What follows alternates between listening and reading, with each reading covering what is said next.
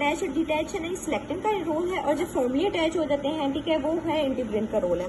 ठीक, अब हम लोग आते हैं सिलेक्टिन। सिलेक्टिन जो है वीक इंटरेक्शन जो है वो वीक इंटरेक्शन मीडिएट कर रहे होते हैं, इंटरेक्शन ल्यूकोसाइट और एंडोथेलियम के दरमियान में जो है ना, सिलेक्टिन का काम है कि वीक इंटरेक्शन अटैच और डिटैच ये ल्यूकोसाइट और एंडोथेलियम में दोनों में जो है ना एक्सप्रेस होते हैं।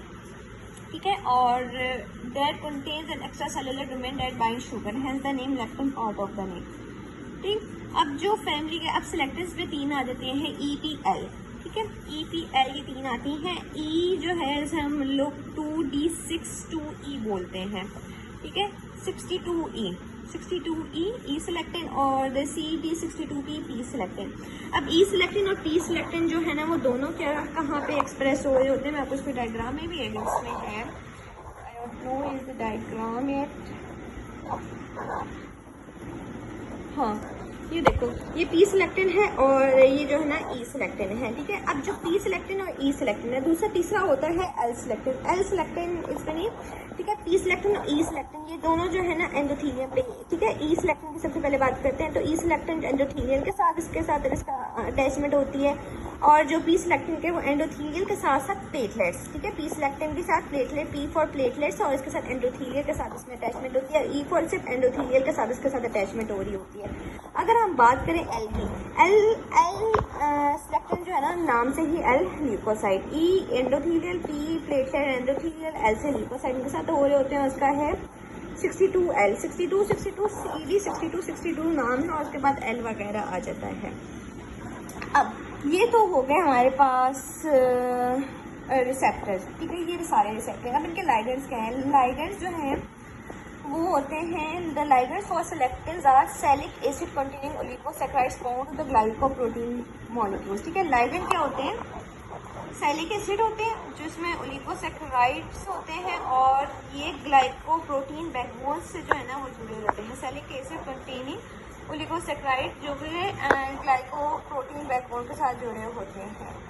ठीक, अब क्या हुआ, सिलेक्टिव्स जो है ना टिपिकली जो है ना वो लो लेवल्स में होते हैं और नॉर्मली जो है एक्सप्रेस नहीं हुए हुए होते हैं। देयरफॉर जो बाइंडिंग होती है ना ल्यूकोसाइट की, वो एंडोथेलियम के साथ उस वक्त होती है, is largely restricted to the endothelium at the site of infection और टिश्यू इंजरी के वक्त ये मोस्टली जो ना अटैचमेंट हो रही होती है।